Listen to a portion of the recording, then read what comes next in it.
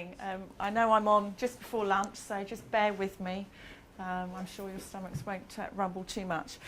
I just wanted to sort of really introduce what I'm going to sort of try and do in the next sort of 10 minutes or so. And I've taken a slightly different stance to some of the presentations this morning. And I suppose really from my point of view, I'm now setting out some of the challenges that we see from what we do within Qinetiq, and perhaps asking some of the questions that we might try and answer or use to stimulate some of the discussion in the sandpits a bit later on. I come from, as I said earlier in my introduction, I come from a training and simulation background. I've worked in that most of my career. And Qinetiq, as I say, for those of you who don't know, is a science and sort of technology organisation company. We've grown out of what used to be the sort of MOD's research establishment.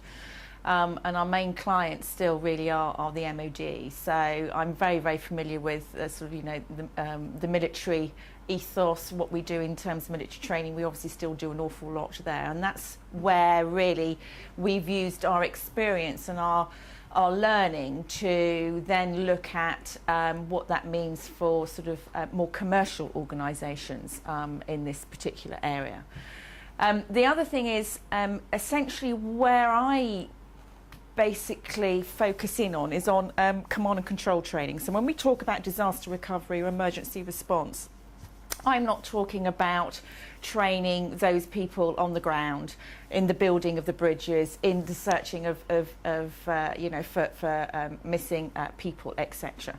I'm talking about training teams, training the command and control headquarters, how to deal, manage with, sustain and recover from emergencies or disasters, as well as business emergencies and disasters. So that's really where I'm coming from. And today what I wanted to do, I'm not a technologist. I work for a technology organisation. I'm surrounded by technologists, but I'm not one. But what I wanted to talk to you guys about today was what I think the role of training is, what some of the questions are that we're asking ourselves in terms of this whole area for the future. And again, maybe it will stimulate discussion.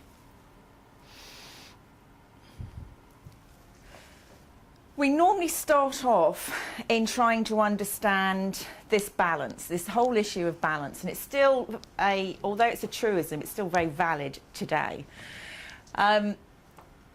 I suppose one of the questions for us all is as technology becomes more and more dominant, how do we as individuals, as human beings throughout our lives, not only in our working organisations but in our personal lives, adapt to it?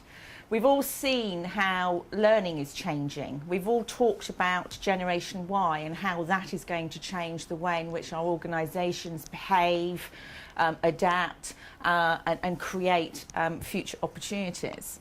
But I do just wonder, really, I suppose one of my first questions is as and when that technology becomes too dominant, what do we do? How do we react as individuals, and therefore what do I need to think about in terms of training? Okay.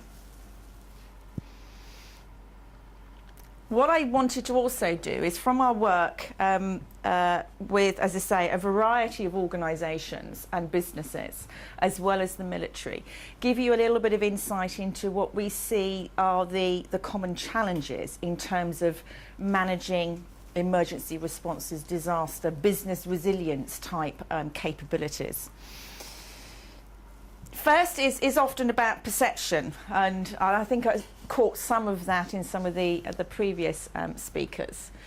There's a little bit of false confidence out there, and this mainly actually refers to what I would call the more commercial organisations. We're insured. We don't have to worry about it. We have our plans and our processes in place. We exercise, we train once a year, we're fine. There's often also a lack of support, or perhaps even more so a lack of understanding about the importance and the impact and the economic impact, which is what a lot of commercial organisations are worried about, in terms of from the top. So whether it's business resilience or emergency management, actually having those individuals understanding the importance of it, putting time and therefore money and resources into it is more and more important. And what you find is there was a lot of the talk being talked, but none of the action that supports it associated with it. We often find as well that the whole issue about skills and what type of skills are required is a key challenge for us. But also, even today, a lot of the managers or whoever are involved in dealing with such emergencies are generally multi-rolled. So they have their day job and then they have their emergency job, their emergency role. How organisations manage the throughput of those staff, of those individuals, how they manage the transfer of knowledge and the transfer of skills of those individuals, and how they maintain the competency of those individuals are really, really important and becoming much, much more so. And then the last one is really about denial. As I said, you know, it won't happen to us. We're fine. We've got everything in place. It's going to happen over there. And they often get very caught out. And then the key issue then for us from a training point of view is about shock. How do we get over that and help the individuals get over that initial shock as quickly as possible so that they become much more effective and much more efficient as quickly as possible? We also find that in this wonderful information-rich world that we live in, that what often happens is that the individuals, the teams, the command headquarters or the command teams get bogged down in the minutiae. And you were talking there as I was setting up about trying to sort of keep the air gap, so to speak, between bronze, silver and gold, and ensuring that, you know, the gold doesn't go all the way down to the tactical level. But often we find that the teams get, as I say, bogged down in minutiae. A couple of reasons for that. It's where their comfort zone is. It's where the amount of information actually is, so they don't think about it outside of what they've got. And it's what they're, as I say, they're familiar with. Causes real problems. It's also about how we deal with this, as we talk about, one simple action can have a strategic effect. So Heiko was talking about the mobile phones and it going straight onto the internet. It's exactly the same in the military. You see something happening, it's on the internet, you get the world news casting the aspersions or putting forward their opinions. And how you actually deal with that and manage that effectively is key. And often we find that organisations are bogged down in the process, certainly in this area, that does not allow them to react as quickly as they need to. They start to have to do damage control, but they don't get ahead of the cycle. They don't start to put out their messages that will allow them to control what they need to within that area. And I've put on the other part of the slide often some of the things that are forgotten about. When we talk about impact and effects, it is not just about the immediate emergency. It is also about the impact on reputation, be that the team's reputation, the command headquarters reputation, or the organisation's reputation within the wider community. It's about the impact on morale of that team, of that workforce. If you are working for an organisation and that organisation is in the news for whatever they've done and been caught at doing, if you don't have the confidence in your organisation being able to deal with it, you know, how does that make you feel? Do you then start to trust that, continue to trust your organisation that you're working for, and what's the downward impact on that? The same in terms of consumer confidence and shareholder confidence. If you are a commercial organisation whereby you answerable to the shareholders. And we're seeing lots more of the shareholders taking and making decisions on their own and voting for pay rises or not pay rises, etc. It's exactly the same type of impact. And often what we find is, as I say, that the command teams don't think about these much more intangible elements. They control what they can see they can control. That's often part of the problem. We also have a whole area of decision-making or decision-making paralysis, as I would call it. Often, should we therefore be starting to train individuals in agility and flexibility of decision-making, as opposed to taking them through and training them in the processes, understanding the situational awareness, understanding the operational picture and making decisions on that. They get very comfortable with that. It's nice and structured. Problem is they don't necessarily know where the information has come from. It can often be inaccurate. There can often be so much information that they can't pick out the elements that are going to be critical to them. The other thing is that if you look at some of the decision-making research and theory, so a lot of it that's gone on in America in dealing with blue light type decision-making.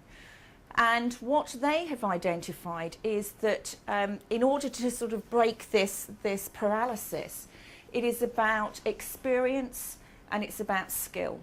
We can do a little bit in terms of the skill, in terms of training and getting them to think through decision making, and I'll talk to you about that in a little bit.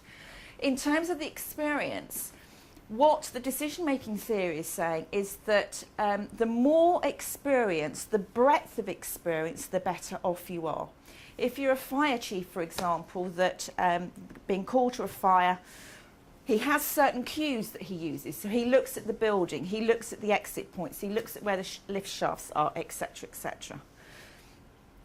But if you start providing them with scenarios or simulations or whatever, or exercises that takes him out of that and looks at fires in non-building, in landscape, in rural areas, etc., and broadens his experience base, what it means is that when he comes to something that is unexpected or he hasn't experienced before, he has the necessary cues from his training to enable him to still be able to respond and be effective. The slide at the bottom is what we found, and what we try and do is look at, well, okay, how has the military done it? Are they better, good? What's their competence level associated with it? And what does that mean, and how can we learn from them for these sort of more commercial organisations? And what I've put up here is a very simple 7-question, yes, there are 7, yes, planning process, essentially, because what we often find is, as well, is that if you put a little bit of structure into that decision-making process, you allow that agility and that flexibility and that innovation to come through. So we've used that to great effect, and I can talk about that a little bit offline if you want to know more. The other thing is associated, not the challenges, is about teams. You often have a core team which is more permanent in terms of an emergency or a situation. But that core team is supplemented by augmentees at the time of the crisis, which means that the team has to come together often in an ad hoc nature. So how they bond together, you often have the teams that are, certainly in the business world now, much more globally distributed. You've got different time zones, etc., etc. How do you engender that trust between those team members? How do you turn them into a very effective team as quickly as possible, given often that the only time that they come together is when they train or when they exercise, maybe once or twice a year if you're lucky. And of course then you've still got the issue of throughput of individuals. And often organisations, they have a great process, They understand their IT systems and how their IT systems support that command and control sort of decision making, but they forget about this whole area. And actually this tends to be, and I would say, because I'm a psychologist, tends to be have the greatest impact. When it breaks down, you certainly know about it. So, in essence then, how should and what should the training look like? Should we still stick with the what I would call the desktop type training, where you go through a scenario and you ask some key questions? Do we still, continue with the use of simulations to stimulate that decision making? And if, for example, in terms, certainly from a business point of view, if one of the characteristics that we're seeing emerging at the moment is about emergent behaviour, things that you never really anticipated, how do you train for that? So should training be about training in agility, training in innovation in terms of thinking, training in flexibility? Should it be about training in trust and confidence, as opposed to what I would call the much more sort of tactical level type training? So those are some of the questions that I'm posing today as part of today's workshop. Is the focus therefore on much more in terms of decision making? How do we do that different? How do we ensure that they have the confidence to make the decision when they're faced with something that is out of their comfort zone? And if you think about it from a sort of human or psychological point of view, the whole issue of expectations, cultural barriers, language, etc. How do you get over that?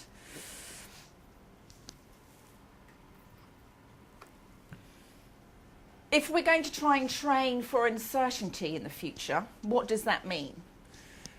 We can look at using different types of tools and approaches and techniques that help those teams and those individuals better cope and deal with uncertainty and view those situations from multiple perspectives and therefore think ahead.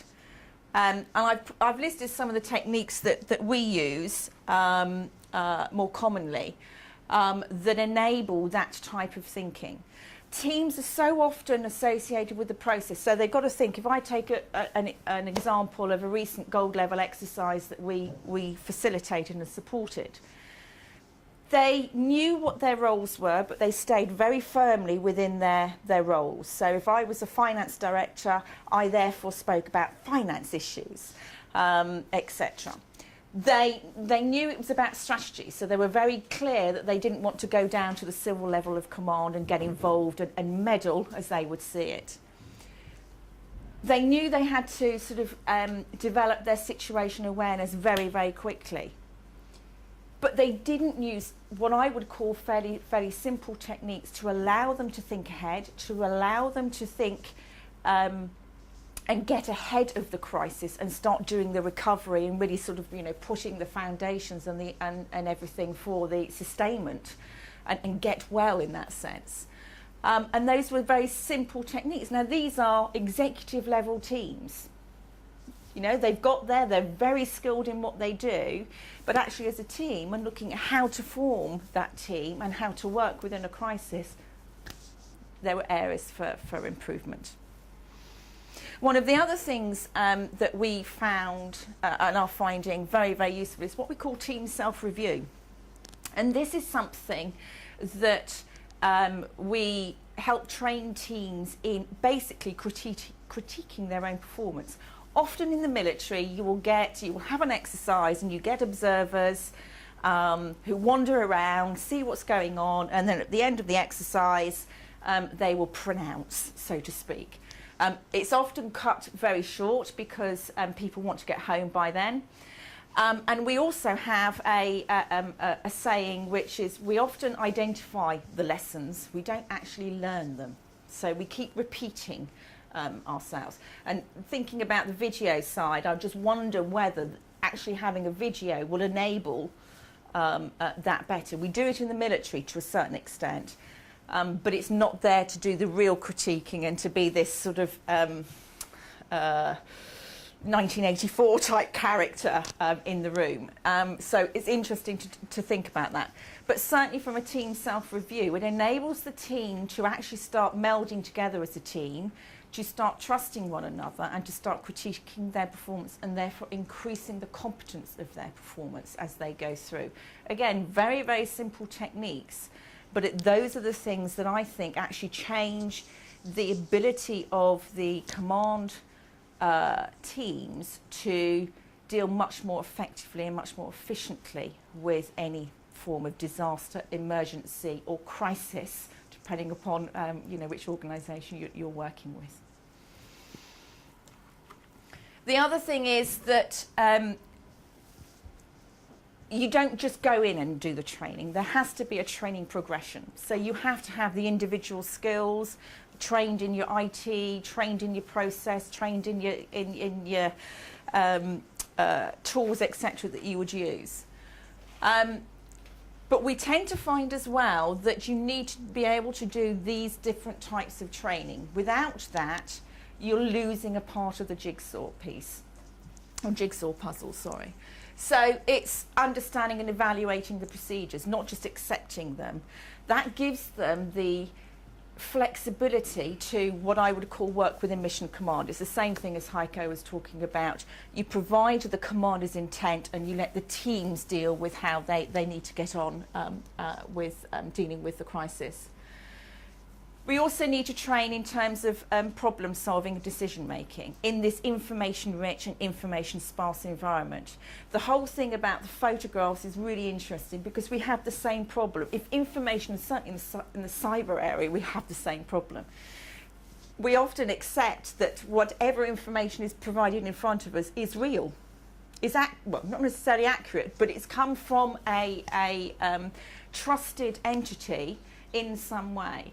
How you deal with that, how you deal with the issue within a cyber arena is going to be really, really interesting for us. And the last one is about training to develop or break down expectations and culture.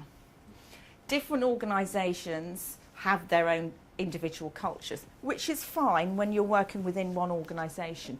But when you're working across a federated set, because obviously an organisation does not work in isolation, they have to tap into other resources, other aspects. Understanding what that is and understanding the issue of culture and how it will impact on what you do in your decision making is also key to what I think we need to do in the future. So I'm hoping that that's given you a little bit of insight into what I think some of the training challenges are and why we need to start thinking a little bit more innovatively from a training point of view.